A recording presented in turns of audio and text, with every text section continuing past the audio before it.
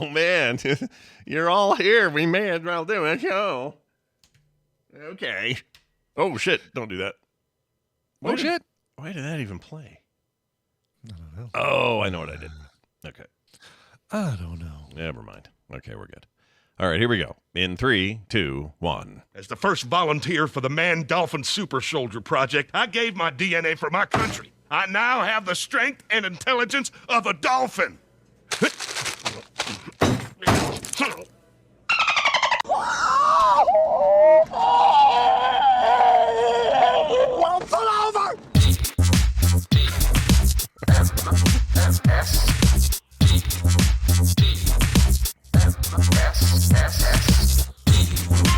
The morning stream.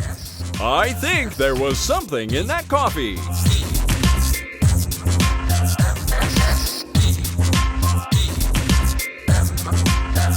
Hello, everyone. Welcome to TMS. It's the morning stream for Tuesday, February 14th, 2023. I'm Scott Johnson. That's Brian Ibbett. Hello. Hi. It is. Hi. Both of those things.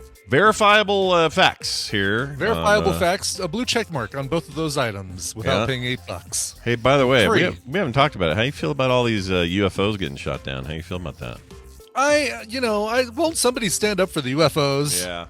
Will someone please speak for these weird unidentified flying objects, please? Yeah. No,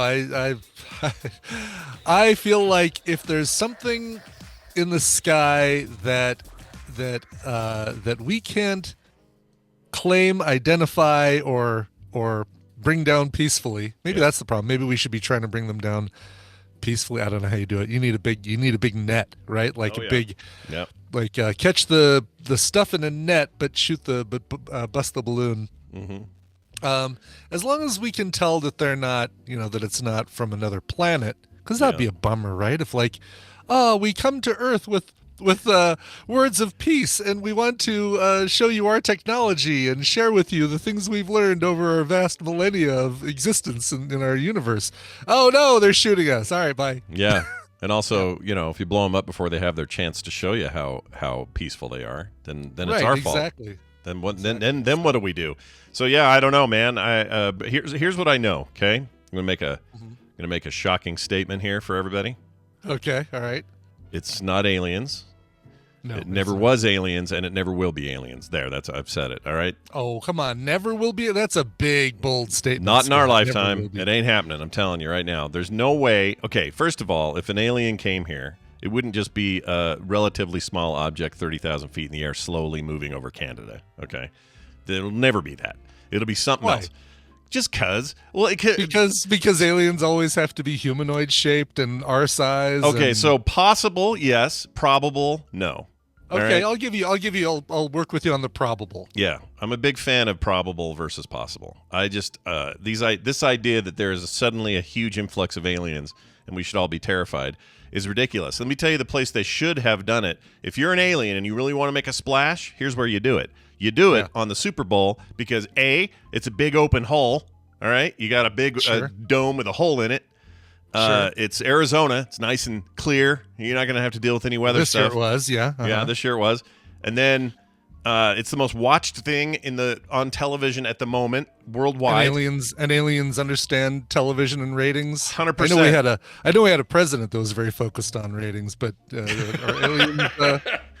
Aliens are going to be as probability versus possibility. You never know, right? The Nielsen statistics just came out. Super Bowl is the place we should make our debut. I'm just saying, if they want to make the biggest stink and really wreck us, that's where you do it. And they didn't do it. And I'm telling you, here's why I don't like UFO stuff. Same reason I don't like Bigfoot crap.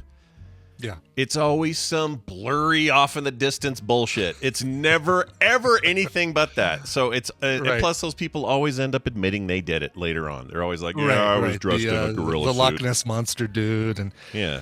Now, that stuff has gone down considerably as phone technology or as camera technology has gotten better and more available to us on our phones and stuff. You notice how we don't get the blurry UFO shots as much anymore. And I think it's because it's too easy to disprove now with like, oh, dang it, I got a really clear picture and it's obviously a weather balloon. Yeah. Yeah. It's like, oh, dang these megapixels. It's blowing my whole UFO theory. There it is. I see. Look, that will keep happening, right? The better we are at surveilling. Also, we're getting a little too good at faking things too. So it'll have the opposite effect for some people who are gullible and stupid. But here's what I think will end up happening with aliens. I'm willing to today in this economy. I'm willing to put $1,000 down that in our lifetime there will be no proof of aliens. You and I are going to die before any of that ever happens. Okay, so it's our lifetime, yours and mine, not me and you. Everyone listening. Yeah, okay. Me and you. All right. You know what? I'll even young put people in the audience. I'll even put that $1,000 down on my kids' lifetimes because they can handle that money after I'm gone, and that $1,000 will appreciate over time because of inflation. So it could be a couple of grand, 10 grand. I don't know what it'll be by the time we get an alien, but it's yours to have if I'm wrong. Okay, everybody. Yeah, you can have it. But see, you got to have somebody who's going to administer that bet when you die because, Scott died. Scott won the bet, but somebody needs to collect it because you're dead. Yeah, exactly. Carter, she's in the chat. You're my officiator of the $1,000 growth bond thing. You can put it in the bank, let it accrue some interest, whatever you want to do. Keep track of everybody who took the bet, collect their PayPal or Venmo information because those will still be around. And yeah.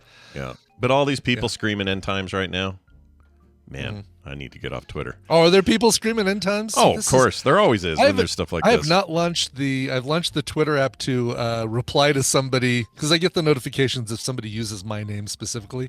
I'm not looking for anything on Twitter right now. I'm off it. You know what? Let me tell you something. You are the smart one here. I need to be like you.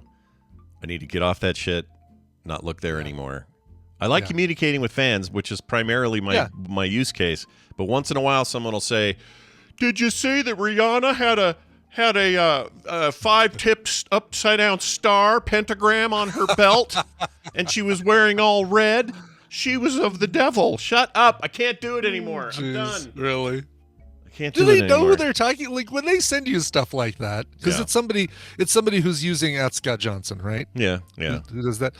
Do they even know who they're talking to? Are they thinking, wow, Scott's totally going to agree with me on this because he is so totally into satanic symbology that he'll absolutely back me up. Here's what I think happens. They hear me on the show talking about it like we are now, and they just are trying to poke me. They're just trying to have fun. Mention. They want their moment. 15 minutes. Oh, that's right. Today I was supposed to satisfy everybody's degradation kink. So you're all stupid. Yeah, you're all lame. Did I get it? You're all lame. Y'all suck, and your penises are very small. I'm going to use. So what I've done I'm gonna do less of the socials and more of the down, dirty, gritty, old-fashioned socials like we used to do on forums. I'm going to use Discord like I've never used it before. I already have in the last few days. Just get in there, talking to you guys on the ground. If one of you tells me aliens are real, well, whatever. I'll move on to the next one. Yeah, exactly. Yeah, Discord. I like the community in Discord is a really good community. It's a good place. It's less of the cesspool that all of Twitter has become. And like I said, I'll say, oh, somebody just sent me and maybe the film sack crew. I don't know. Just as an example, a text about let's say just as an example, Iron Eagle. Making a statement that I was able to disprove, just as an example. Just an example. Not you're just making that one up as an example. Yeah, I didn't see this at all. This example you're bringing. No, definitely not. I wasn't copied on that. I may have been a little snarky. I may have started my degradation kink a little early. Did that a little bit yesterday afternoon. Yeah, I saw that one and I was like, oh, he's a little salty today. There's a little salt coming out of Brian over there. Yeah. You know what? It's the way that it was phrased. Like, here's the thing. If you come at us and say, wait, guys, when he was speaking to Chappie and Chappie wasn't hearing him, wasn't it because he was listening to Chappie's tape? Instead of, guys, I can't believe, like, I haven't watched this movie in 15 years, guys, and I can't believe you didn't figure out that it was from the cassette tape that Chappie was talking to him. Yeah. Ugh, It was all crying laughy face. Yeah, it was all the tone of that thing for sure. Yes, I didn't add any tone just there that wasn't already in it. No, There's Brent, no hyperbole. extra tone added. No, Yes. none. He didn't make a voice or any of that. If you come at us hand away like doing that sort of thing, I'm gonna fire back with the same level that I. Yeah, that you're just playing in the same yes. sandbox. You're gonna play in the same mud. I get it. Exactly.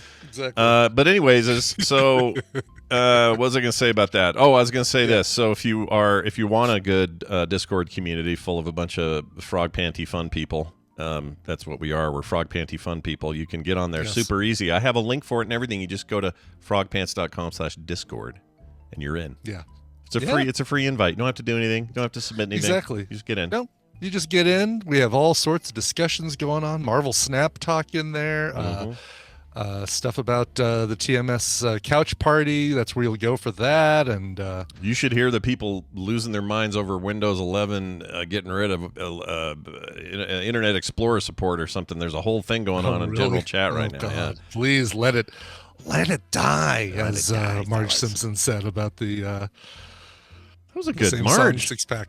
Thanks. Yeah, I've really been workshopping that one. Yeah. The last 35 years. Exactly. Yes. Well, let's get to it. So I've got a thing I wanted to share I just thought was rad. I didn't even know this existed. Speaking of nonsense on the internet, there's this website called it's called the Useless Web, and it's theuselessweb.com. Okay. And this reminds me of what I used to love about the internet. Because for me, a lot of what the internet used to be for me is exactly this. So basically, it's just a landing page that says, take me to a useless website. And it is random. So I'm going to hit. Really? Oh, this is cool. Okay. I'm going to hit this button, see where this one takes me. It'll take you somewhere totally different. Yeah. So this says, can't not tweet this. Can't. Okay. So now I'm at a site called can'tnottweetthis.com. So that's useless, right? That's very useless. All it does is repeat the words. So it just says can't. Is there anything on it? Because I landed on a. It's an animated HTML5 thing is what I'm getting with letters. Where did you go? I landed on corndog.io. I'll put a link in the so you can get to it yourself. This is just a bunch of corn dogs flying through the air. It's like an After Dark screensaver, but it's done with multiple levels, so it feels very 3D. Yeah, look at that. That's cool. See, look at that, you guys. That's got like parallax scrolling, you might call that, I think. That's right. Okay. Tuba says that's a virus. Yeah, as far as I know, none of these will give you malware. I'm going to hit another one. Let's see where it takes me this time. It takes me to eslap.com, and it's a guy getting slapped. Oh, I control it. Here, Brian, you got to see this one. Okay. This is worth you seeing. Hold on. I have binarypiano.com. Okay, so this looks like a snake or an eel. Oh, eel slap. Oh, I thought you were just slap. saying e-slap. I thought it was e-slap. It's eel slap. And he's getting. Oh, wow, this guy looks like one of our former programmers at the. Oh, look at that! Your mouse controls the slapping. Yeah. See, this is where you got to move your mouse with your face and like just go, just slap them like that. I would get nothing else done that day. I'd just sit there. Look at him. He doesn't know it's coming. Look at those eyes wide open. No, it doesn't. Whack. Oh. All right. See, this is somebody actually has to wear a glove to slap him with that eel too. That's right. I'll try one more. Burymewithmymoney.com. It's just a. What is it? Oh, it's a guy. Okay, it's just a body jumping from a high place, and then when they land, their money falls out of them, and then the words come up again.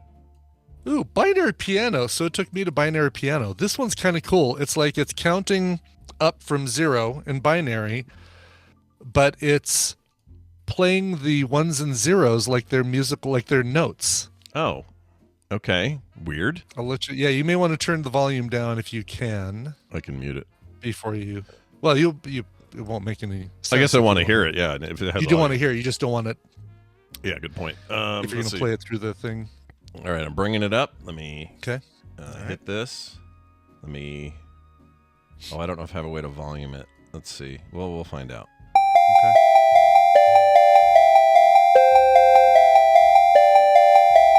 Whew. Yeah, that'll eat your brain Yeah, after a while. delete your brain. Yeah, Goodness. Okay, that's cool though. that's pretty cool. Yeah, see, so it's dumb, but I want to return, like, whatever Web 3.0 is everybody keeps talking about. Mm-hmm. Let's not forget this dumb shit, you know? Yeah, exactly. Let's not forget the origins of the web, which is let's do something weird. Let's not be so serious all the time. Let's not try to figure out how to monetize everything. Just have a dumb site that does nothing. I got a game called OneSquareMinesweeper.com, and I lost. I clicked on the one square, and it turned out to be a bomb. That's a bummer. That is a bummer. It's like, Oh. it's all this code to just I think I found one you'd like. That'sthefinger.com. And I'm going to send you a link so you can play with it because it requires control. Oh, look at that. That is really the finger, isn't it? Yeah, and if you use your mouse, you hover up and down. You get a point down at the bottom. I haven't figured out. So it's just moving up, down. Because it's just up, down. Yeah, okay. Yeah, vertical. So you get a bird up top and you get a pointer at the bottom. So that's pretty cool. So take that, you a-holes. Look at that.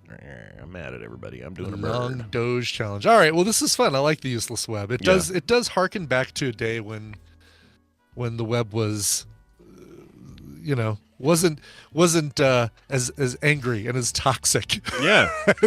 Yeah, and sometimes websites, they had one purpose. And literally that purpose was to be a bird that flipped or a guy getting slapped with an eel. Like the whole reason the site exists. There's no other links. There's no other way to do anything. And there's no ads. Like it's, nope, I don't have any ads. I just have a guy getting slapped in the face with an eel. Yeah. And what's cool is those last few ones we looked at, especially the eel one, these are all using modern technologies to make them work. It's HTML5. It's not some old Flash thing. Like...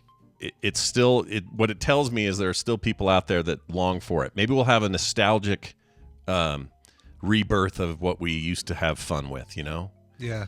Kind of like how I really do think people are getting legitimately really fatigued by the current state of social media or whatever Web 2.0 is. And I do think they want like a return to some things. And in a lot of ways, Discord is just straight up forums again. That's what it is. It's forums. It's private forums. We're going back to BBS's basically with Discord. I kind of like it. I do too. Totally fine with that. All right. Well, Claire, that's good. She says she's not fatigued because she's not on it. She says that's the way to do it. Let your social media just be a community of people that you already know you like, and just hang out in that community, and maybe keep out of the musk scented cesspool of Twitter. Yeah, the poo poo. Brian, speaking of poo-poo, you got a new cat who's doing poo-poos. Yeah. Tell us about your new little kitty. Yeah, so she's a little black cat. She's about, the shelter said she's 2 years old. She seems younger than that. She's smaller. She was living, she was in a home, then was living out on the streets. I don't know how they know this, by the way, like how they know she was in a house and then living out on the streets. I guess they can tell by her behavior if she was just feral.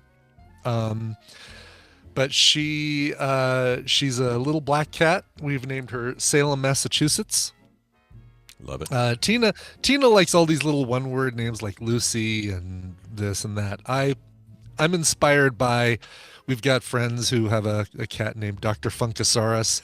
We've got Hammond, who's got a cat named Fish Taco, and another cat named Janice from accounting. Yeah. It's like, I like the goofy names, and this is kind of like the meet in the middle situation. It's Salem, Massachusetts, but Tina calls her Salem. I call her Salem, Massachusetts, or Salem, Mass. That's a great compromise, actually, because she's got her short, fun name, and now you've got your long, weird name. Exactly. If I'm really mad at her, like if she starts chewing on cords behind my desk or something, I'm going to call her Salem, Massachusetts. Hold on, let me do it again here. Salem, Massachusetts 01765. Ah, perfect. Like she knows she's in trouble when I throw the zip code in there. Is that an actual? That's an actual zip, I assume. I think it's something like that. Because they got zeros out over there on that end of the country. They got all those. Exactly. Because it's all East Coast is all it moves from right to left, 0 to 9. Who's in charge of that shit? Because I got a complaint. Look, can I lodge a complaint? You can. I'm going to lodge a complaint. Where's my complaint music? Do I have that still? I mean, it's an established Here. I'll use that today. Here's my complaint I'd like to lodge. They changed our zip code. Fine. Okay. That's fine. Right. If we're growing out here, it's a growing area. I get it. Yeah. It happens. But to this day, and this has been 7 years now since the zip changed, to this day, there's still confusion. I'll do like an order on a website, and it'll say, we're going to use this address instead. It's more accurate. And it's the old zip. And it's the old zip. Yeah, sure. So I'm like, well, which one do you want? My tax stuff gets effed up every year because some of the stuff has the new zip, some has the old zip, and the accountant's always like, yeah, they're asking for us to figure out which zip. I'm like, I don't make the rules. You told me it changed from the 9.5 to the 09. You told me that, dear city, state, whatever. Freaking quit changing it, thus ending my complaint. I think that's a very valid complaint. I don't feel, I mean, I guess I understand, right? It's you want zip codes to, if you see, if population in a zip code is increasing, you need to kind of split that zip code into two. Right. And I guess it kind of makes sense. I haven't seen that. I don't even mind. I've never seen that happen, actually. I mean, I've seen the +4 get changed, the +4 that's added on there get changed, but right. It is weird, right? It is really weird, yeah. What is also weird is it was 84095 and it's now 84009. So it's actually a lower number. Yeah. And so I don't get any of it. Like there's some guy in an office somewhere who's just some nerd. It's just basically, well, this number is not taken. Let's split this one into that number. Yeah. It's a huge zip code, Carter. Don't worry about it. That did not dock. I doxed a 100-mile zone. Everything's People fine. are going to be driving up and down in the entire zip code looking for Scott's house. Kei Katsumi did ask a very important question. How is Inara taking to the new addition to the house? Oh, yeah. So we got Salem on Friday, and through the whole weekend, Salem, for the life that she's led up to this point, you would think that she was starved and mistreated and to some degree being out in the streets allegedly, and then living in a small cage at the animal shelter.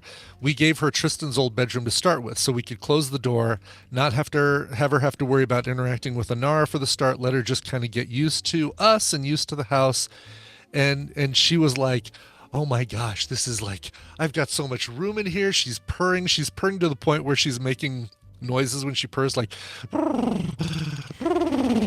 like that kind of like just super happy kind of thing. Happiest cat on the planet when they do that. Yeah. Yes, for sure. And like, doing massaging with her paws kind of thing. Making dough, I think is the kneading dough as they call it.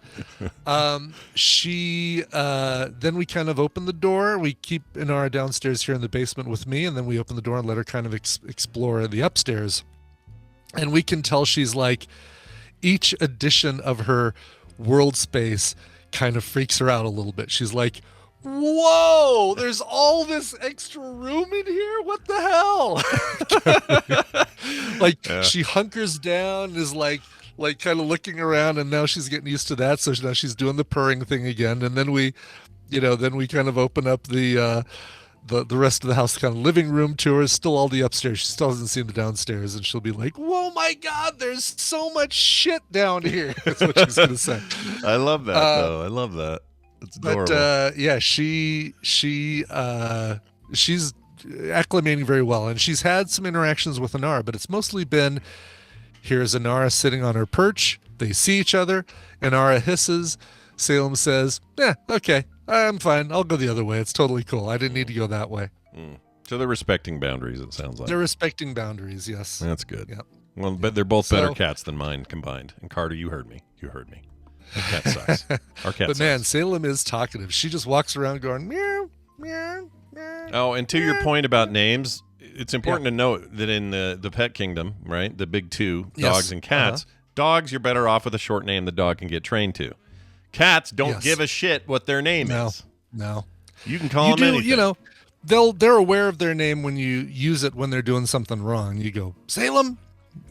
Right. What? Oh, okay, sorry. Yeah, sorry. Right. But it's more about tone, don't you think? Like they'll hear Yes. you getting mad and then be like, "Oh shit!" Yeah, but you do want, like, especially if you got multiple cats, you want to be able to identify. You want them to be able to know which one you're talking to.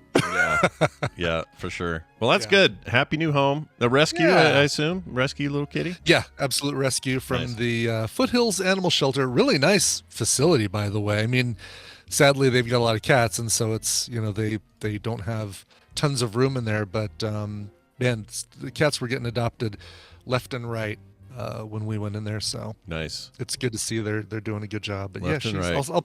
I'll post photos. New photos and maybe a little video of her just meowing, just walking around meowing because it's cute. Put that in the Discord at frogpants.com/Discord. will. Yeah, great Yeah. idea. All right, real quick here. We got a text that Claire needs to listen to. Okay. Okay. This is about Vegas, and it's a mystery person. We'll call them a mystery texter because they didn't leave their name. They said, "Dear Slots and Blackjack, I'm very sorry I can't make it to TMS Vegas this year. I was especially looking forward to meeting Claire, my next unrequited love for future ex-wife, maybe 2024." Claire, did you hear that? What do you think of that?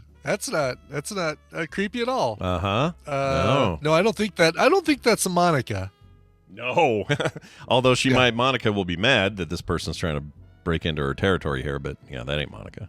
Yeah, no, I think she wouldn't put future ex-wife. I think Monica would just put my wife. My wife. Just- Yeah, for sure. She does claim. So I don't know who this is. no, it sounds like maybe somebody that was there last year. So, because the way they said, "I'm sorry, I can't make it to TMS this year." This year. Mhm. Yeah, maybe. Don't know. Hard to say. Maybe. I will say this, though. Speaking of the Discord and the TMS Vegas chat that's going on in the Discord, there are a lot of people. I mean, a little frustrating, Scott, because there are a lot of people who seem like they're more excited to meet Claire than to see us. Yeah, Like I don't it's, think we're the hot yeah, deal this Scott year. and Brian are cool, but I hear Claire is coming to this. It's our fault because we've Spitfire. created a monster here by bringing her have. up all the time Yeah. and talking about her and stuff. So yeah, you and I are no longer the focus. This will now be a Claire event. That's right. Exactly. It's, No pressure, Claire. TMS Vegas with Claire, also featuring opening act Brian and Scott. Yeah. So so what happens when you have a fiery With special guest Brian and Scott. exactly. basically. Yes. You got a fiery Irish person in your thing. You're just screwed. That's how it is. Yeah, it's totally true. No, you know what? She I will say the in-person meeting Claire lives up to the hype. She is every bit the Spitfire that she comes across in chat. So Fantastic. Well, Yep. look forward to ClaireCon 23. Or we can call it the Clarion Call. And let's see, what else? Claire Palooza. Clarity 2023. Claritin Vegas. Claritin. Ask your Yes. doctor if Claire is right for you. All right. Apparently our texter thinks so. He sure does. Anyway, thanks for the text. 801-471-0462 is where you can send those. You can also send us voicemails like we played pre-show. If you don't know what we're talking about, you should become a patron. Let's do the news right now.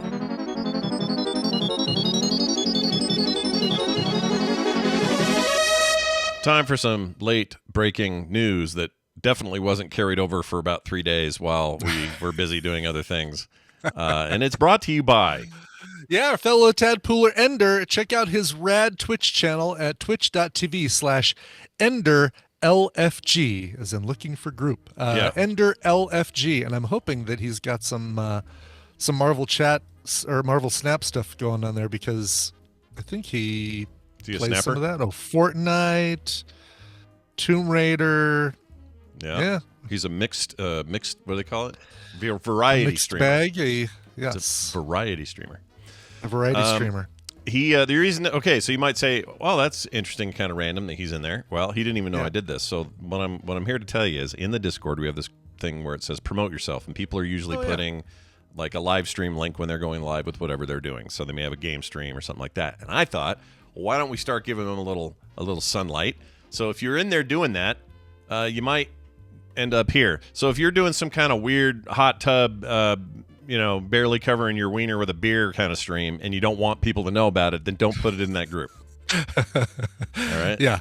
You know what? Leave out the first part. Just don't put it in that group. Yeah, don't put it in that group at all. If you're doing that. Yeah, we don't want to. We don't want to know. But for the rest of y'all, you're good, and you might get showcased here when we don't have a regular spot. All right, let's get to the news here that we've been putting off for so long. Yeah. A rare asteroid. It's good to do this on a Tuesday because Bobby will be here later. A rare asteroid may be worth 70,000 times the global economy.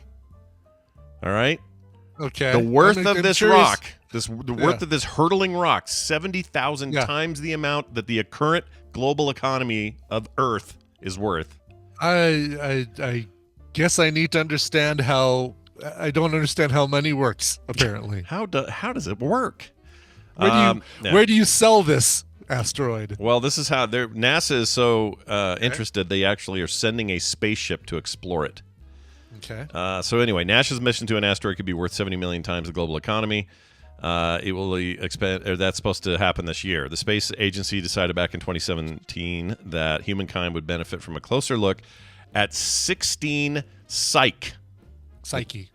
No, you don't. You say the E? I didn't know that. On this one because it's. I think it comes from the Greek or Roman psyche, Cupid's psyche. So it's like when saying his psyche is all out of whack. It's like that, right? That kind of use. Yeah. Okay. Well, anyway, the Let Psyche me mission. make sure of that because I don't want to go on. There was is it Greek? Yeah, Psyche is the Greek goddess of the soul. Oh. So often represented with butterfly wings. I should have called it something else. I don't like it. Anyway. Okay. It's like fine. I was listening to a history podcast yesterday, and they were talking about the origins of the swastika and its deep historical stuff, where it didn't mean anything like what the Nazis made it mean, and how they converted it to mean what it meant, and now how we're just you just can't use it now. We're done. Like it's ruined. Humanity ruined the swastika. Stupid Germans. But every once in a while, I'll run into a word like that, and Psyche. I can't see that as a big flying rock for whatever reason. Anyway. Right. No, the Psyche rock. Wait a minute. Yeah. That's that song by the what's his face that turned into Futurama. The Futurama theme. It's called. Oh. I think that might. I wonder if that's pronounced Psyche Rock or Psych Rock. Psycherock. It's by the electronic guy. Where is it? Pierre Henry. Oh yeah, I love Pierre that song. Henry. It's Pierre, not Pure. Pierre. I like Pure. Pierre. Pure's fun to say. Pierre, it's French guy. Pierre Henry. It's this. Henri, probably pronounced Pierre Henry. It's this thing we're talking about, right? Yep. Okay. Whatever the original of that is. Are you playing? So you're playing? That's the Futurama theme, right? I think so. It's a weird remix though, because it's got like voice stuff in it and some other stuff, but I don't think it's him.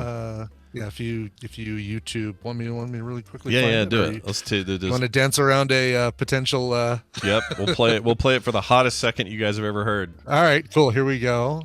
Looks like this one right here. Okay. Coming to you live in your Discord right now. Alrighty. And you'll want to jump ahead to 38 seconds. Okay, I'm going to 30 or 40 seconds. 40? All right. 40 seconds. All right, here we go. I'm at the 40-second mark. Let me unmute it. Let's see if we can get a taste.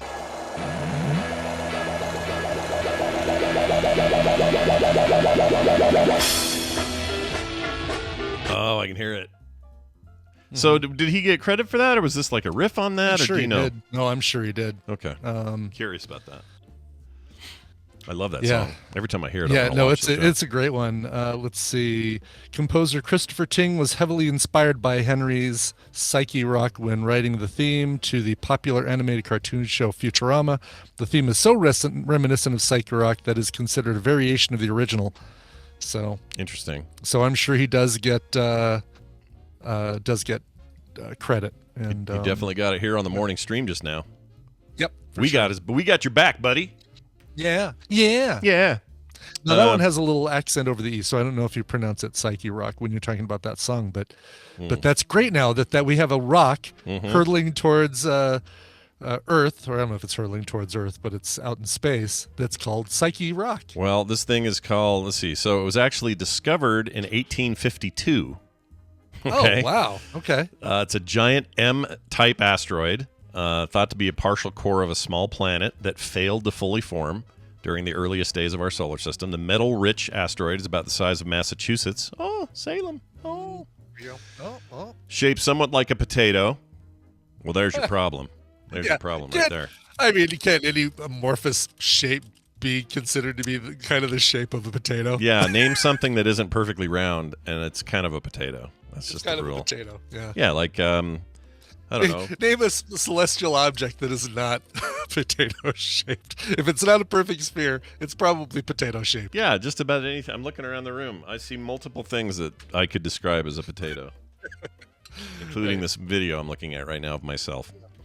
Let's see here. The asteroid orbits between Mars and Jupiter at a distance of ranging of about 235 million to 309 million miles from the Sun.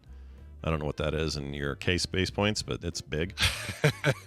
Let's see. The average diameter is about 140 miles, roughly the distance between L.A. and San Diego. So that's the size of the thing. Anyway, the reason it's worth all this money is it is just jam-packed, stocked with like rare earth mineral stuff. So everything from gold to silver to diamond stuff to like. Gotcha. That's why. Okay. Yeah. Well, I'm fine with that. So you could tear that thing apart and make a bunch of money, I guess. Would it destroy the world's economy? Like all of a sudden we have this influx of space gold and space diamonds, and now it's like, oh, great, we've got now all those things are worthless because we now have a rock that we can just press our E key and mine and get all of the good stuff out of it. If there was a way to do it, then yeah, I guess so. Like if one country controlled it, I think so. I don't know if it would destroy the economy, but it would definitely make things not very even. Not that they're that even now. It's like discovering a planet that's full of Bitcoin. Oh my God, it just destroyed the Bitcoin even further. Oh no. What do we do with our space coins now? Do you notice not a single crypto ad of any kind during the Super Bowl? None. You're absolutely right. Yeah. Zero. Wow. Like not even a reference, not an NFT, nothing. The closest thing you got was like a mobile game. You had to, if you wanted, you could scan the QR code at the screen and go to the game. Yeah. Just totally dumb. But zero, nothing. Wow. Yeah. Okay. We went from like 12 of those last year to 0. Yeah. Interesting. Very, very telling. Yeah, that's interesting. All right. Well, good luck with your giant rock, NASA. Let's move on to this story. Yeah. If you watch Mulan with your kid, you might wind up in prison. Okay.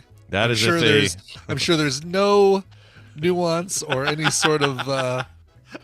There's no step 2, 3, 4, or 5 between those two things. Well, let's check the steps. This is what could happen if Arizona lawmakers get their way. All right. Okay, they got a new law that's weird. The Arizona legislature on Tuesday hit a new. I guess that'd have been last Tuesday. Yeah. Hit a new high in the hysteria over the most critical and horrifying dangers that threaten our children. They are going after drag queens again, only this time they're also going after parents. Senate Bill 1698 would criminalize anyone who exposes a child to a drag performance. The problem is, so if they take them to a live thing of hairspray or something like that, that's what they're aiming for. A RuPaul Drag Race, live taping of RuPaul's Drag Race. Exactly. Oh. But the problem is, the law, the language of the thing is so loose and poorly written that it could apply to you, Brian, sitting down and watching Mulan, the cartoon from the 90s. Sure. When those army dudes all dressed up like ladies to get stuff done. I don't remember what the deal was. So I guess episodes of Monty Python now are potential. All of it. Anything where anybody dresses up like a lady. That's how they've done the language. Most of Flip Wilson's career. Yeah. Is shot now. Yeah. So that is so. It's just so freaking lame. I know. I felt that F word coming out of you, and I agreed with it while you were doing it. Yes, exactly. Sometimes that F word, like, really, it stands on the edge and says, nope. Got to keep this show PG-13. I don't know why people. And let me ask this question. Mrs. Doubtfire. What the hell? I don't even think this is exactly. I don't even think this is. Buddies. Yeah, there's too many. Bugs Bunny, all of them. And I know that most of these conservatives probably watched and enjoyed Mrs. Doubtfire and Bosom Buddies and probably not Monty Python. They don't get humor, but Not which the is why they watch Mrs. Doubtfire. Oh, zing. But, damn. Damn, son. But yeah, no, it's like, oh, I got corrupted because I watched Bosom Buddies and Kip and Henry had to dress up as women to live in that all women's apartment. Here's what I would like to say to our Yeah, listeners. Klinger, great, another great example. Oh, can't watch MASH. We have a mixed listenership, so I want to say this to some people. Okay, all right. If you claim to be a group that believes in personal freedom, yes, then you should let everyone have their personal freedom. And that includes people who may want to perform in a drag show or go to one. If you're the same people that say, don't tell me how to raise my kids, you shouldn't tell other people how to raise their kids. Exactly. To me, it's that simple. I don't know why this is complicated. You either believe in that or you freaking don't. So quit saying it if you don't. If you're going to make dumb laws like this but claim you're all about personal freedom and choice, how am I to believe you? You lying sacks of turd? There, that's all I'm saying. Well done. Nicely. I'll get emails, but I don't give a shit. At this point, I don't care. You can email me all you want. All right, let's move on to one more story. Okay, all right. A young dolphin skull. Oh, this is sad a little bit. Aw. Was found in luggage at Detroit airport by customs agents. Oh, man. Jeez. Okay. U.S. Customs and Border Protection agents made a fishy discovery last week. Well, they're not fish. Dolphins aren't fish. Yeah, they're mammals. They're mammals, right? Are they? Yeah, dolphins are mammals. Oh, crap. This is one of those, like, I know whales are mammals. Hold on a sec. I'm pretty sure they're mammals. Right? I don't want to... I think so. I'm almost 1,000%. Yes, they are cetaceans. They are mammals, yes. Yeah, and they breathe air through that hole and all that. Correct. Pretty high-end zoology going on here on the show. That's right. It's Scott Johnson, marine biologist. That's right. I got my research assistant, Brian Ibbett, back there making sure they're mammals. It's fantastic. Yes. Anyway, so here's what they did. They found this thing while accompanied or unaccompanied as international baggage. They don't know why it was there. The bag had been separated by owners during transit, the agency said in a news release, and underwent routine X-ray screening when it re-entered the U.S. During the screening, agricultural specialists noticed a skull-shaped object in the luggage. Officials with CBP and the U.S. Fish and Wildlife Service determined it was a skull, believed to be a young dolphin's skull. According to the CBP, animal parts or products, including skulls, are subject to import and export restrictions, prohibitions, permits, or certificates. Importing or exporting marine mammals is prohibited. Were they on hand? Were they at the TSA going, oh, hold on a second, that looks a little funny there, and I'm a marine biologist? I wonder if they've got somebody at the airport, just one person who's with Border Patrol or Fish and Wildlife or whatever, or if they had to say, no, you got to wait here while we call these people in. Probably the latter. I can't imagine that they have enough staff to do all the other things they need to do, Border Patrol and Department of Fish and Wildlife to actually have somebody stationed at each. Oh, Mac Addict says they do. They actually do have somebody from. Well, Border Patrol, I guess, doesn't make sense. You'd have to have one at each international airport. But Fish and Wildlife, I would think you'd have to call in. Mac Addict, I need a citation. Give me a citation. I can't. We can't live in a world where one chatter goes, they do, and we have to believe it. You got to provide me with some proof there, buddy. Right. Yes. Let's see your proof. Anyway, so they they don't know where it came from or why it's in there, but now, all right. So I understand. I mean, I guess importing or exporting marine animals is prohibited, but it's like, what about if you bring one of those dried starfish? I guess it's not a mammal, so never mind. That's just a what is that? What are those? Those are not crustaceans, or are they? I don't know what you call those. Because they're like crabs. Exoskeletons. Yeah, but they don't. Starfish don't have exoskeletons. They're mollusk. Says the chat. Mollusk. Maybe mollusks. Yeah. Is a mollusk it's a category? Not a. Yeah. Okay. Yeah, and so like that's why sand dollars and starfish, dried up starfish, and stuff like that are okay, but any part. So what is it? There's no other parts of a whale like whalebone, a whalebone lamp or something like that. Well, I've seen whalebone. What have we seen with whale? Well, you see, they have. I know it is there. They have right, penis bones. And you stuff. feel like there's a word. There's a word that's frequently said after whalebone. Whalebone.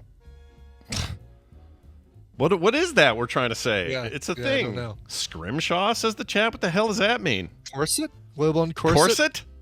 Maybe.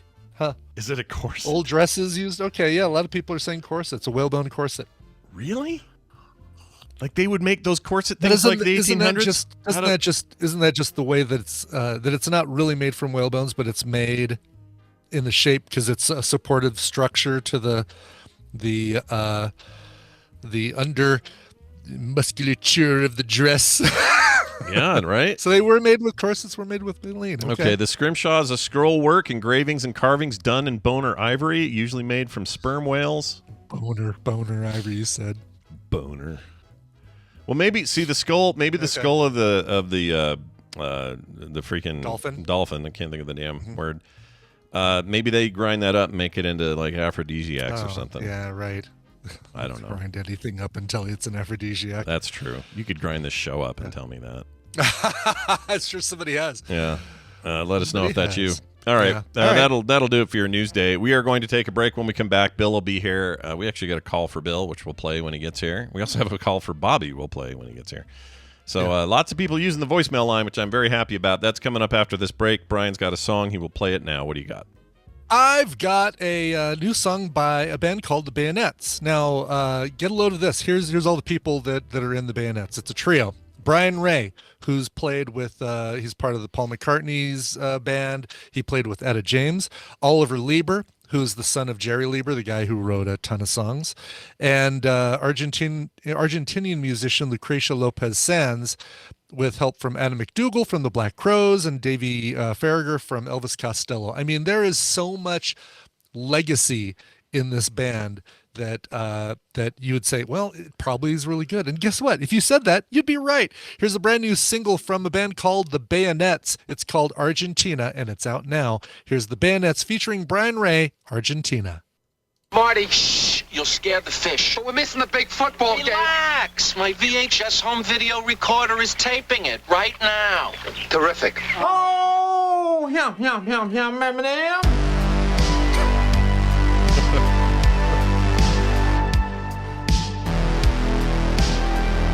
The morning stream. I have to go shopping. We're running out of everything. Cat food, fish food, ant spray, and rat poison.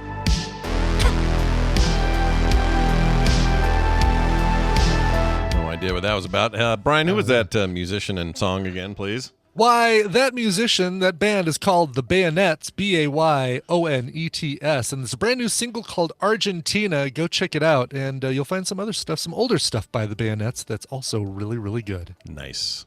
Does this make you want to, this right here? Oh, yeah, Make you want to go watch Oh Brother Art Thou? It does. It does. I'm I'm not a fop. I don't want fop. I'm a Dapper Dan man. I love that movie so much, but I always forget. I forget how many Coen Brothers movies that I can't think of his name all of a sudden. Bill Dotree from King of the Hill. The guy, him who just did the voice. What's his name? Yeah. Stephen Root. Jeez. Stephen Root. Jeez Louise. I was like, David Koechner? No, Stephen Root. Yes. Right. I always forget how many those movies he's in. He's in a lot of Coen Brothers movies, and I rewatched No Country for Old Men, and man, does he get a shotgun to a rough place in that movie. Does he really? Oh man. Yeah. What's his name? Gets him pretty bad. Sugar. Anton Sugar. Sugar. What the hell, Sugar. I'm being chased by a man named Sugar. Anyway, that's gonna do it for that little break there. Let's do now the bringing on of Bill or of Dan. Okay. Bill. Yeah. All right. I always forget the difference between Bobby and Bill, but Bill's easy to remember. because his name is Bill. Let's see here. His name is Bill. Bill. Dee, dee, dee, dee, dee, dee. Speaking of Bill Jotreve, our little intro here. Your bat cave's open there, Bill. It's Bill. You know him as Bill Duran. That's his real name, his full name. But you also might know him as Jim Beard on Twitter. He's the guy who runs this Punished Props business up there in the Pacific Northwest. Has a rad YouTube channel about it. Comes on the show and talks about making stuff. And hopefully today you'll be as inspired as we often are with Bill here. Hi, Bill. Welcome back. Hello, good morning. Happy to be here. Guten Morgen. Good morning. Yeah. Good to have you. Very nice to have you. What? Oh, you know what? I want to play this call for you first. You want to hear something Awesome. real quick? Okay. So this Yes, is I about do. Legos and your whole conversation about cleaning them and stuff. And we got this call especially for you. Here you go. Hey there, Mr. Scott and Brian. I'm calling on Bill's TMS segment. I just wanted to say that in addition to retro consoles, his tip about hydrogen peroxide works amazing on classic Lego sets. I just finished cleaning mine up, and they are as glorious as they were on Christmas morning in 1987. So for any of you tadpoolers out there that are classic Lego fans, give it a shot. Just don't use it with pieces that have stickers. Thanks, guys. Love the content. See ya. Nice. I guess that makes sense. It's Awesome. probably all the same plastic type, Yeah. right? Yeah. I would Yeah, assume. it's probably all ABS plastic. ABS, yeah. Right? Yeah. And if your Legos got left anywhere near UV light, they probably got discolored a little bit. Little Yeah. yellowed or whatever, yeah. This is a little bit side note, so I apologize for this question, but do either of you have a good suggestion for best way to clean your computer displays? Because often, this isn't Oh, glass. monitors? Yeah, especially if they're not Yeah. glass. Glass makes sense. You can use glass cleaner. But Yeah. when it's the whatever this is, the more matte finish, Yes, right. I mean, never you know what to still- You use. still want to spray what I still use is like a spray on a lint-free cloth, like an eyeglass cleaning cloth. Yeah. But don't spray directly on your screen, and then. What are you using for spray? Just like Windexy kind Oh, I'll of stuff? tell you. I'll show you. Okay. See, this is what I was hoping for here. yeah. Brian's going to grab his unit and bring it back. Yeah, I don't know what it's called, but I have some kind of spray that's specifically designed for monitors. I'm always afraid. This is EVO Premium Screen Cleaner Spray is what I use. EVO screen cleaner. All right. EVO Screen Cleaner, and I use this because with the gig where I'm cleaning machines, both digitally and physically, this is what I use on the screens for all of them, and it's very obviously it's not abrasive. Yeah, and you're using that soft glasses style thing. Soft glasses thing, and then actually I have a dust-free that's more like a terry cloth. So I'll actually do, here's the spray. I'll put a link in the tadpole here for everybody. Oh yeah, they've got sprays and wipes. I could get from them. It looks like. Yes, Okay. yeah, and I think actually theirs comes with the lint-free cloth and then the terry cloth. So once you hit it with the lint-free cloth, again, you spray the cloth, wipe the screen, and then you use the microfiber cloth afterwards to give it a polish. Okay. Just a really quick polish. All right. I'm going to get some of this because I let mine get so dirty for so long because I'm always afraid to clean it. But I you am don't wanna every scratch day it for sure, but, spitting on this thing every day doing shows. I probably spit on it just now with a pea. Spit. Spit. Yeah, there's peas all over my screen.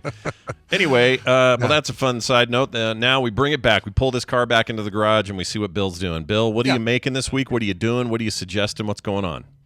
So I wanted to talk about technical drawing, one of my favorite topics. All right.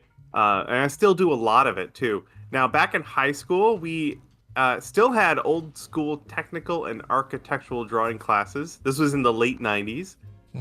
We used pencil and paper, T-squares and triangles. We drew everything by hand. Yeah. And I took all of those classes twice. I was a bit of a nut. I was quite into it.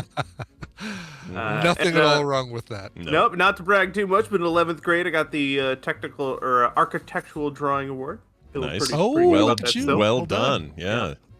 But what's really cool is we had 3 years of that, and then in my senior year, they gutted that lab. They got rid of it. I actually wish that I got my hands on some of those desks and stuff. But anyway, Oh yeah. they got rid of that lab, replaced it with a computer lab. And my senior year, we learned how to do the same thing in AutoCAD, which I think is actually pretty cool to have learned both ways to do it. I agree. and I still use both. I still draw lots of stuff by hand, and I do lots of stuff in CAD as well. So recently, I had an itch to do some technical drawing, and I just tweeted this out. I tweeted a picture of a drawing I did. It's an orthographic projection of a Lego brick. Speaking of Lego. Okay. So it's 3 different views of a Lego brick with all of the dimensions, so that hopefully at some point I could recreate it in CAD, and I want to make a metal Lego brick on my CNC machine. I think that'd be really cool. Cool. Yeah. Yeah. Not like, because we all, we had the sets that came with a silver, looked like metal brick, but you want an actual metal brick. I really do. Would you have it solid or would it be hollow?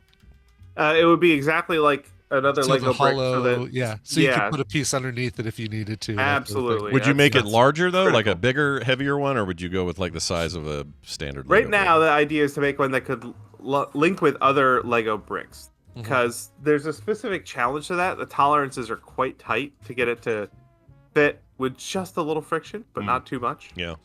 So that's kind of the challenge I'm going after. But a big honking brass Lego brick that has like a paperweight or something would be kind of awesome too. Yeah. And just to make sure you're doing the best Lego brick, which is the 8 pips, 2x4 pips Lego brick, right?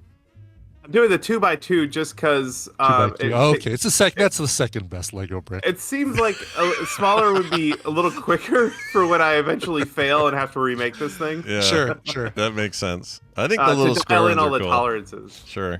And the square ones you could do, I don't know, I think that's actually pretty cool. I would go with the square one as well. But once I figure out all the tolerances on everything, then I could extrapolate that to larger bricks. Love it. Love it. Yep. That's really cool. And then, again, technical drawing is that's the whole point where these tolerances matter, right? Yeah, and where I can track that information as well. Right. So most technical drawings, when you think of a technical drawing, it's an orthographic projection. So it's several drawings of different sides of the same object, right? What your goal is to do is these different sides describe all the features of that object, and you use as many views as you need to get all those features on. As well as all of the dimensions. So if you look at my Lego brick, you'll see all the features, little pips described with lines and circles and everything. Yeah. The dotted lines are features that are inside that you couldn't see from that view, but exist on the inside. Oh my God. Yeah.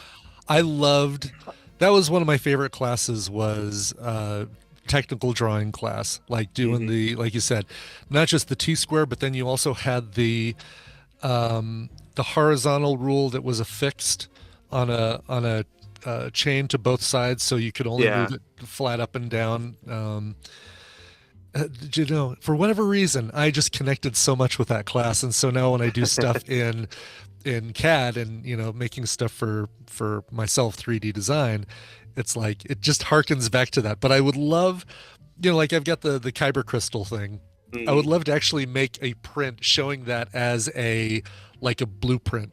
Oh, Just using Oh, that's cool. I love blueprints as art. I want more blueprints hanging up on my walls. Yes. Yeah, those are cool. Why are they so cool? I don't know. They're just really cool. They're cool for us techie guys who, as kids, took things apart to figure out how they worked. And Yeah, there's something about it. Also the blue with the white, handwritten notes and things. Like, that's so rad. I love it. Yes, that font, that was it Tecton, that Tecton font that was like the perfect one for architectural renderings. Yeah. Oh, yeah. I would have a room full of these on the wall if I had the wherewithal to take the time to do it, because I just like all your favorite things. Do one of a broken out lightsaber. Do one of a or whatever. How about like a Game Boy? How cool would that be? Oh, A that'd be Mattel awesome. or was it Mattel? A Kenner Millennium Falcon. Yeah. Yes. Yeah. Any of that stuff. Oh my gosh. Or a Game Gear. Yeah, Game Gear. I'm stuck on this. Yes. And I love I like blown out stuff where it's like all the pieces are like exploded is the word I'm looking an for. exploded view. Those are my love favorite. That. Yeah, so cool. Actually, when I was making the Blade Runner revolver, I found an exploded view of a real Bulldog revolver, which is what was used in the original prop. And that one drawing pretty much gave me everything I needed to know about the mechanics of that thing, which was really cool. Yeah, that's awesome. So the idea with this technical drawing is that I could hand it to a fabricator, and that drawing will have everything they need to remake that part. Mm-hmm. It's you're communicating something to another person. So nowadays, I don't hand my drawings to other people, but I do still do lots of technical drawings for myself. So if I'm designing something for like if I'm designing some shop furniture, or especially if I'm making anything on my lathe, I'll do a little drawing ahead of time, and it doesn't have to be with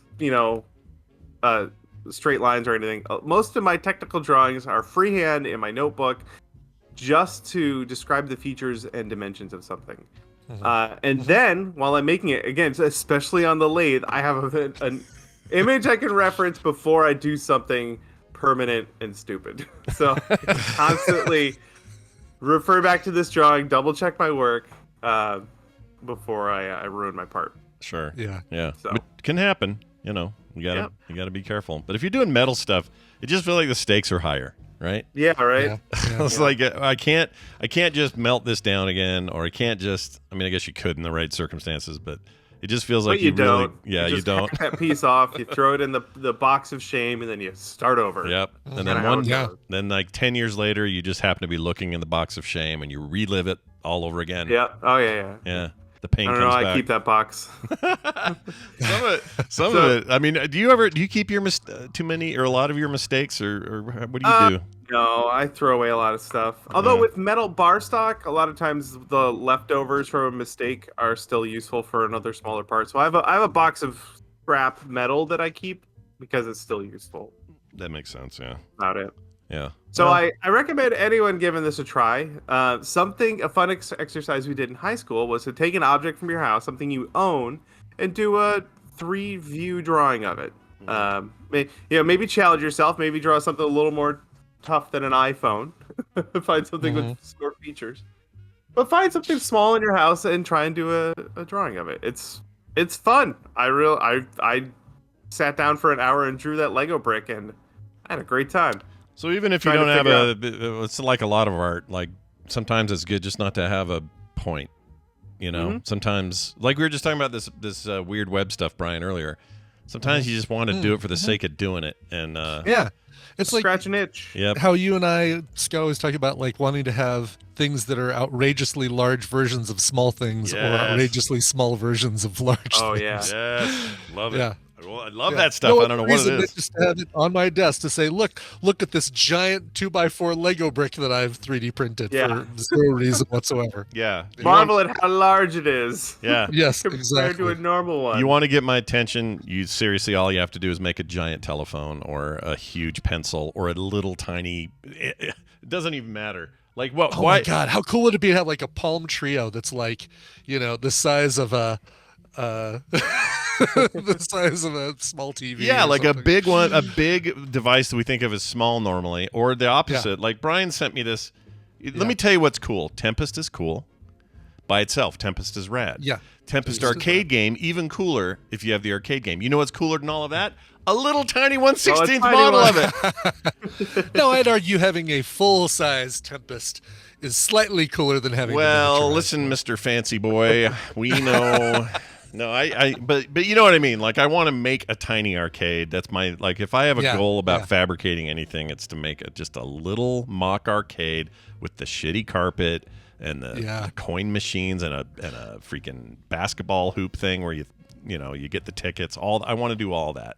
I'll never do Adam it. 12 says 3/4 scale. No, this is not the arcade 1-up version. Adam 12. This is the full-size arcade Tempest in my basement here. Yeah, he might be talking about a little one. I don't know, but he might. No, he's I mean, that's the arcade 1-up is the 3/4 scale. No, this is the original. This one still has cigarette burns in the corner from where somebody set their cigarette in the wrong place on it and melted a little bit of the panel. Only way to have an arcade machine. Like there's a little bit of space for quarters in the top panel, so you can call next game and that sort of thing. So jealous of that thing. That's awesome. Yeah. Yeah, exactly. No, I'm not disparaging you. This is not part of my degradation kink, Adam 12. This is, plus I just want to correct you and say, no. Plus, he asked nicely. That's the difference. Yes, he did exactly. Yeah, this is the part of the exchange you have to pay attention to. How did you ask, and how did Brian answer? See. Speaking of which, and I think we did talk a little bit about this when we were talking about animatronics a couple of weeks ago, Bill. But that company New Wave Toys that makes all of these 1/6 arcade machines and even has a 1/6 change machine that's a USB power bank and stuff like that, also has now a Zoltar. The machine that Tom Hanks wishes he was big, or I guess the little kid wishes he was Tom Hanks with. You still see those in Vegas once in a while, and they're awesome. I don't have a lot of nostalgia for one because I don't think I ever saw one in real life when I was a kid. But the big references about it is all I have. That's all I have. And that's what it is for me too. It's like, oh yeah, I love that in big, but yeah, I never went to the boardwalk on the seaside in New Jersey and put a quarter into one of those. But it does come out with little cards that give you your fortune too. Like they've got little miniature fortunes. Rebel Scum New Wave Toys is the company that makes all of these really cool 1/6 They even have token machines, and it's like a USB charger as well or something. Is that the deal? That's the one that's the USB power bank, and it's got a little red-on air light on it too. It's really really did cool. you just bring that one up? Did you just talk about that's it? all right. Shit. It's totally fine. Dang it. I just take issue with their recent Missile Command because they've got a screen that's like bulbous to make it look like the old style CRT, and if you have any light in the room that you're playing Missile Command on, you get a reflection. You get a light reflection on it, so you have to be playing it near a pitch black room to enjoy the Missile Command. Lame. Yeah. I don't know why they do that. That should be standard, not to be glary. Exactly. But anyway, sorry, Bill. Back to Bill. Giant Legos. Yeah. Or metal Legos. Yeah. So that's cool. So how soon till we get to see your handiwork on that thing? I'm not sure. This won't be a video or anything. This is just a wild creative hair I had. Yeah. Let's see what's nothing wrong with that. Nothing wrong with that. Well, I love this kind of stuff, and always love what you bring to the show. You always bring something a little extra. I'm sure today's no different. So what do you got there, man? I've got a fun video from the folks over at Nerd Forge. They make all sorts of really neat stuff. So completely blanking on her name, but the woman who hosts it, Martina. There we go. Thanks, Britt. Yeah. She's missing a finger. She's missing a pinky, so she made her own prosthetic pinky with a 3D printer, which I think is just the coolest. Great. That's really. Did she get into what happened to the pinky? Table saw. Table saw did it.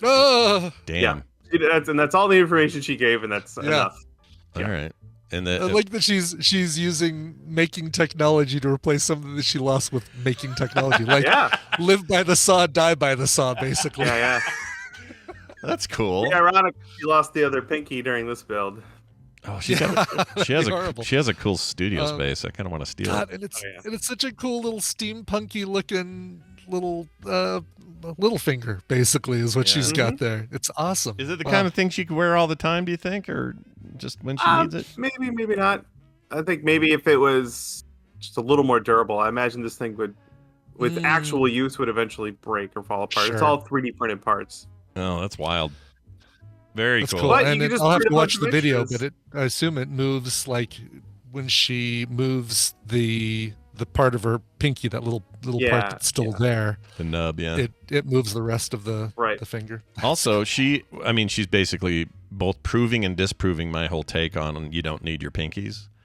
Because I don't think you do. If we all lost our pinkies, it'd be fine. We would cope. But she's like, I can cope, but also I made one. Yeah. I'd rather not have to. If I could make it through this whole adventure with all my fingers intact, I'd prefer that. Yeah, absolutely. I'd like to keep all the parts I came with. Yeah, me too, actually, now that I think about it. Yeah. Pretty attached to all of it. No, they don't grow back. We're not like those weird worms where they can grow back after they kill you or whatever. Can't chop my head off and have it come back. So use what you've got and keep it. Okay, everybody?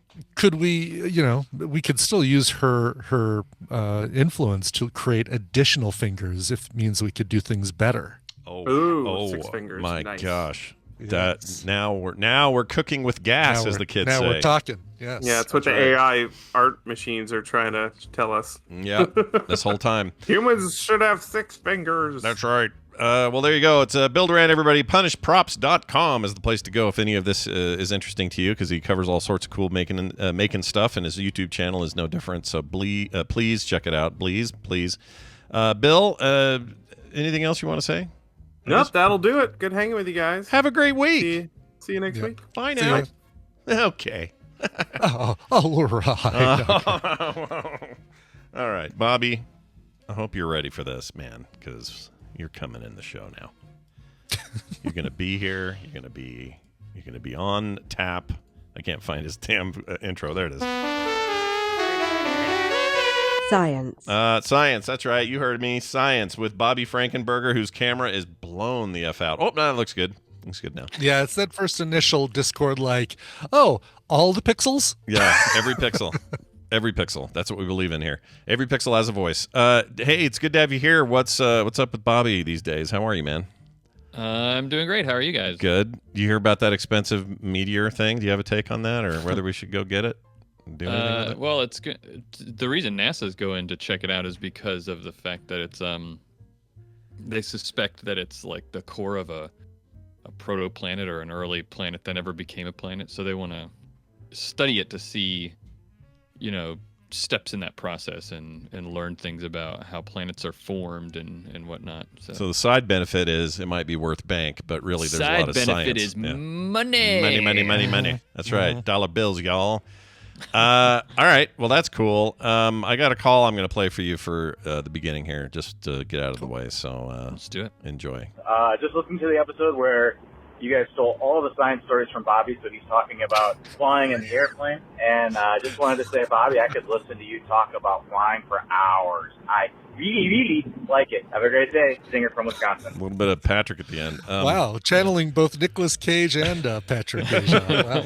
It's a lot to chew there. So, you're obviously, when you're passionate about a thing, people like hearing you talk about it, I think is what that says. Yeah, if only there was a podcast that you did about your flying experiences that he could listen to you talk about flying for hours. Thank you, Brian. Weird. Oh, yeah. I enjoy also talking about my flying, obviously.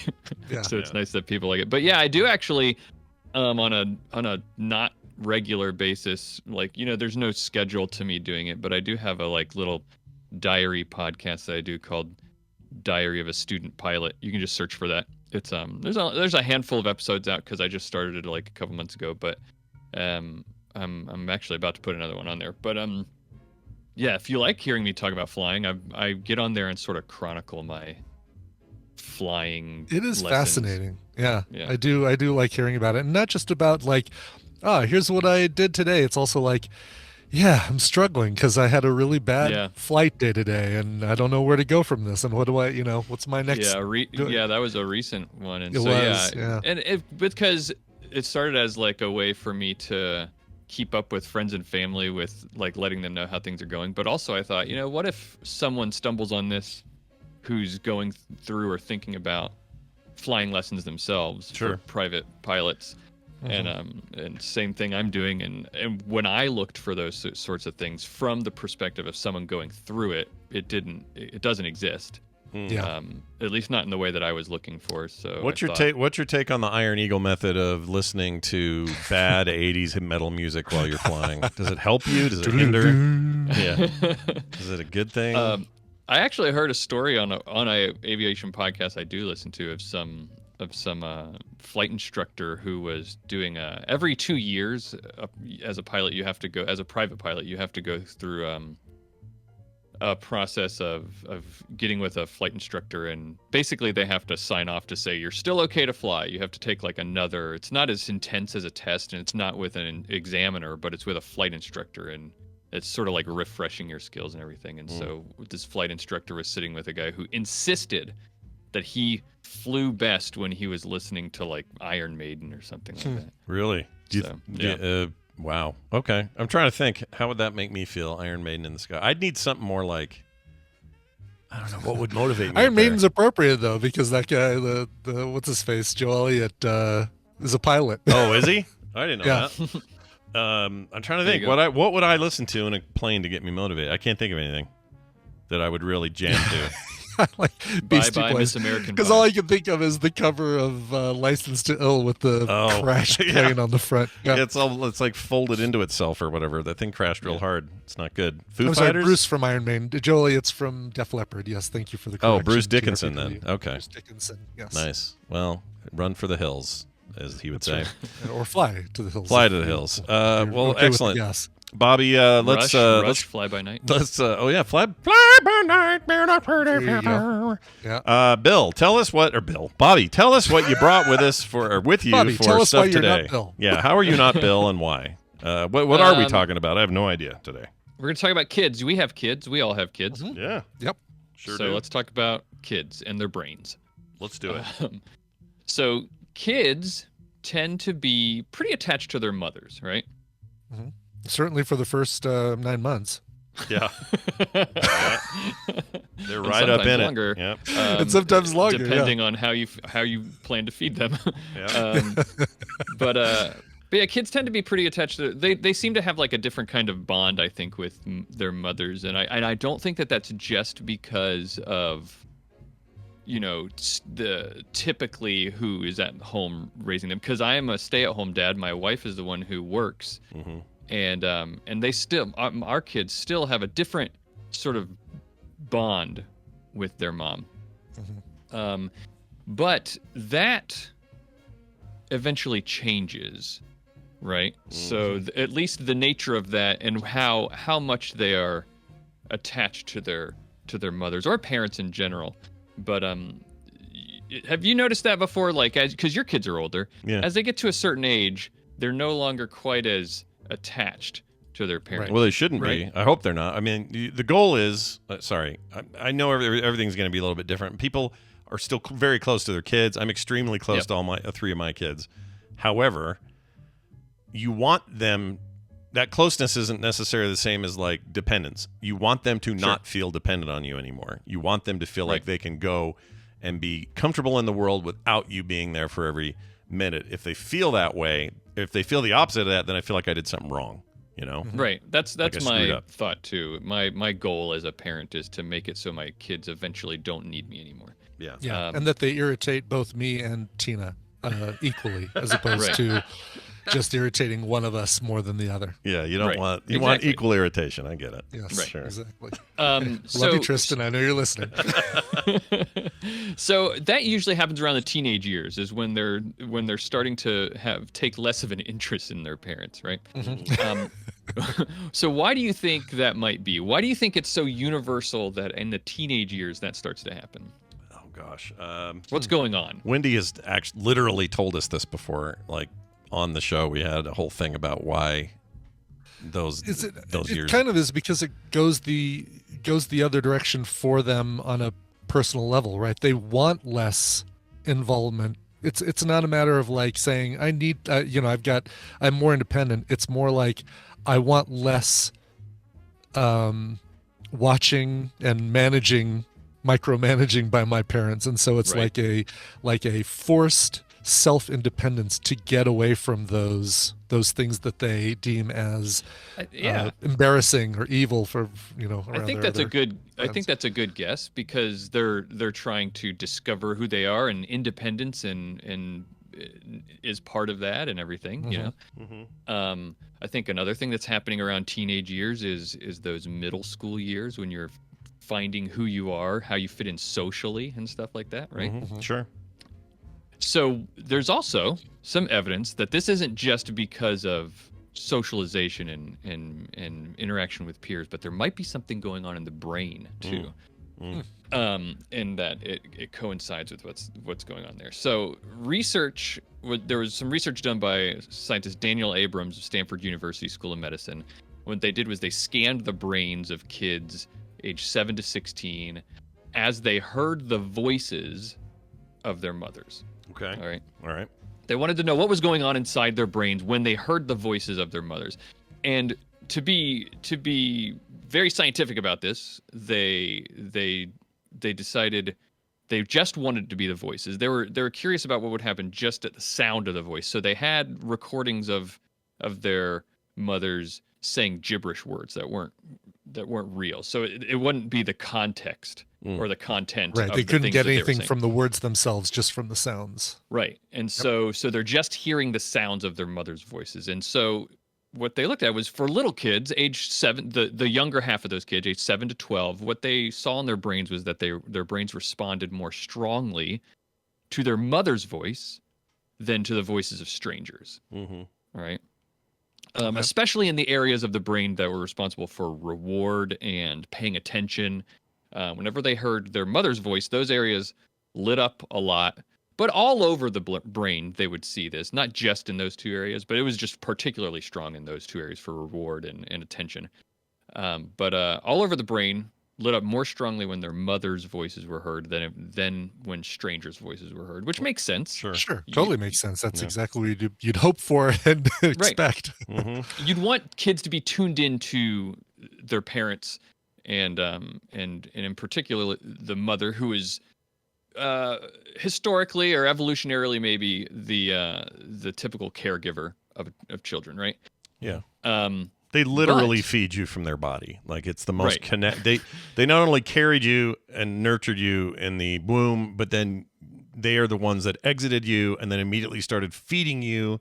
Like, as much as I like to be a dad, and as much as I think dads are cool and dads are crucial and all that, it's the ladies who really get the job done. You know. Sure. Right. There is an undeniable physiological bond that happens, right?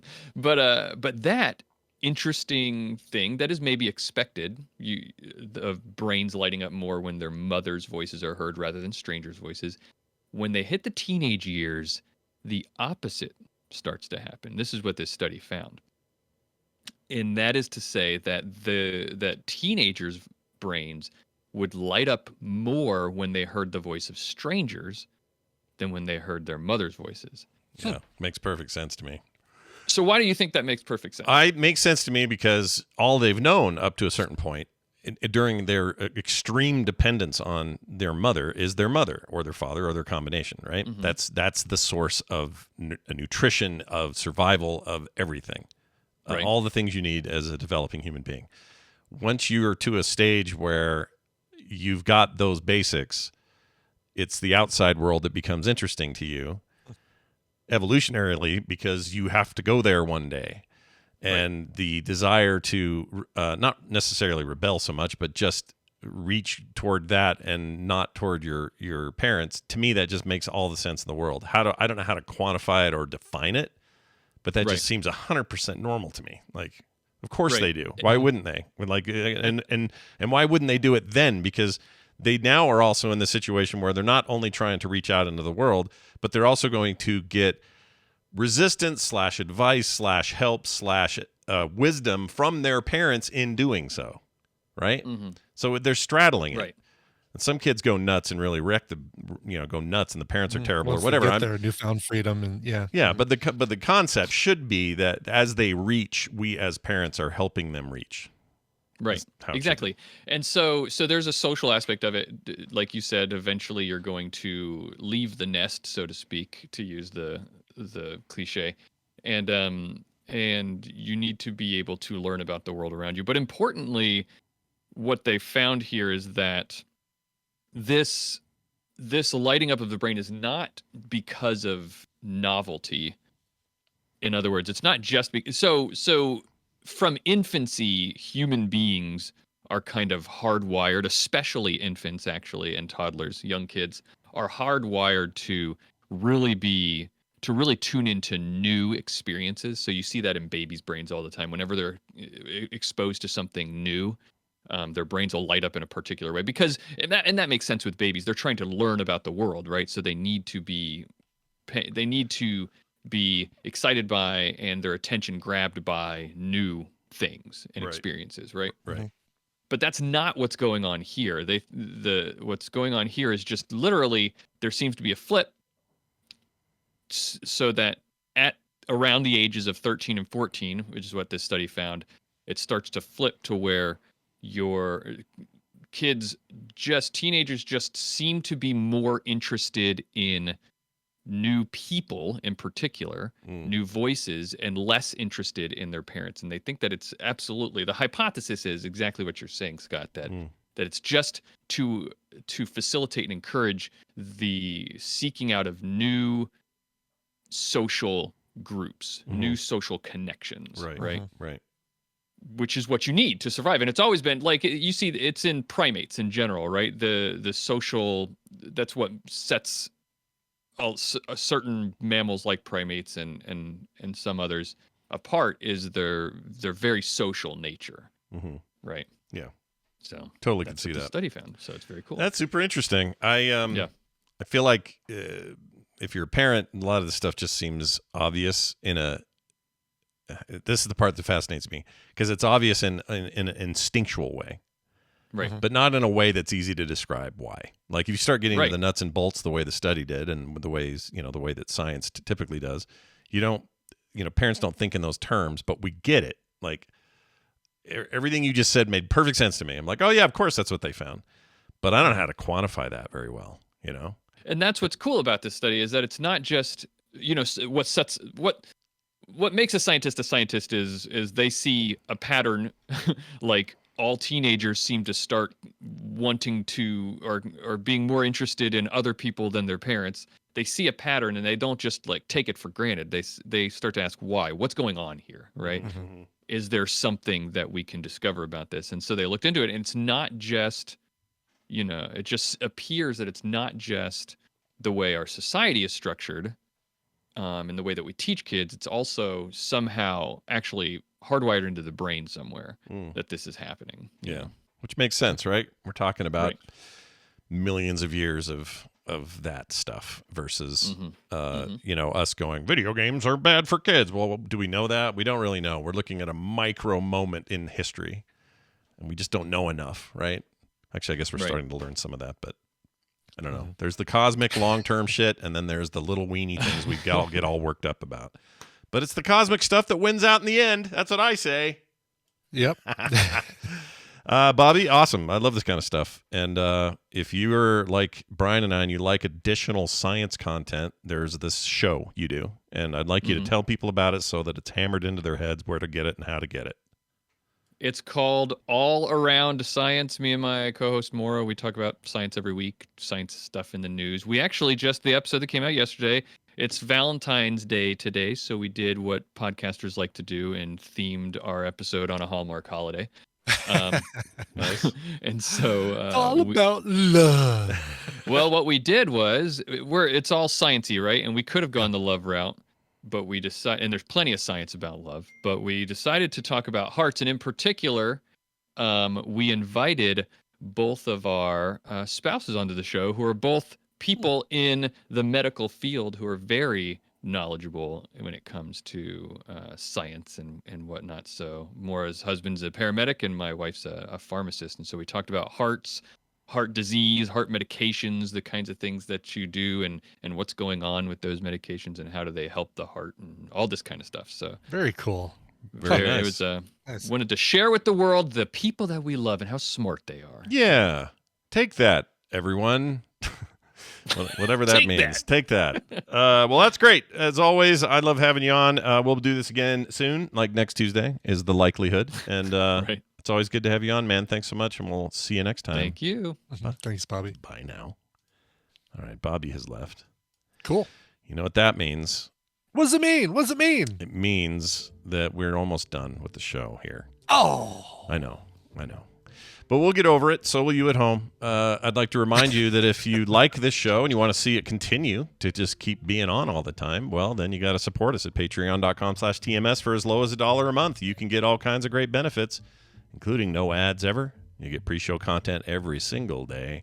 You get art in the mail, couch parties on the weekend, and so much more. If you want to read about it more and find out why so many have joined, go check it out at patreon.com/TMS. And to those who are already here, you're amazing, and thank you for being who you are. We're going to keep tickets for TMS Vegas up for sale until the early part of April. So if any of you were like, I don't know if did I miss out? Nope, they're still up there. They're up and available. Yeah. All right? VivaTMSVegas.com is where you get them. All the details are there. And there's still swag bag options available. We're basically at a point where I can estimate how much stuff we have to make.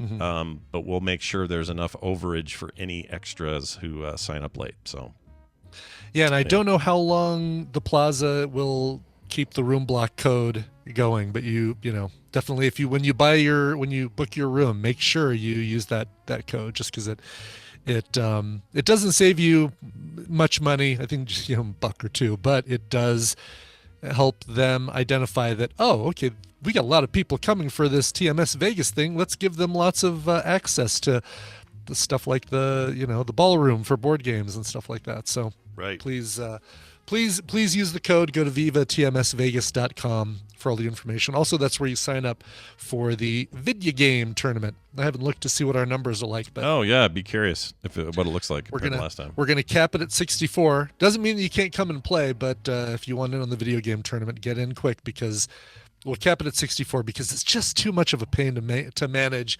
people outside the initial 64 players. Yeah, So, and the nice thing is that place is great for watching. So even if you're yeah. you're like, I don't really want to play, that's fine. You can wander around, have fun, watch, drink to your heart's content, or not if you're me. whatever you want to do. So yeah, Right, all those exactly. details are there. You can find it all at vivatmsvegas.com. And if you have any questions, email us and let us know. themorningstream@gmail.com. Send us your voicemails, texts, and otherwise to 801-471-0462.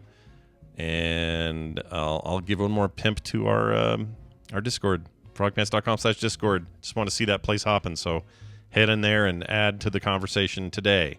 We have very nice mods, so if you're a jerk, they'll kick you. Okay, don't be a jerk. Don't be a jerk. Yeah, Don't do it. The difference between social media and Discord is we have people who will kick you out of the house if you poop on our carpet. All right, that's the deal. All right, Brian, we're done. Let's do a song. We got to go. What do you got? What are we doing? I've got something going out to Vaslos, who actually is in our Discord. Figured with Valentine's Day coming up, it might be nice to send out one to all the wonderful folks who will be celebrating. That is all. Also, it might be appropriate to remind everyone how tasty sausage is. Oh, geez. How ill-prepared is Scott is today's question. Yes. Sausage. We want the long one, I assume. Well, of course. I mean, what else would you even The do? one that keeps getting longer. All right, here's, just for comparison. Yeah. Here's Give the us short. original. Sausage. All right, there's number one. Yeah. And now here she is all drawn out. Sausage. Yeah.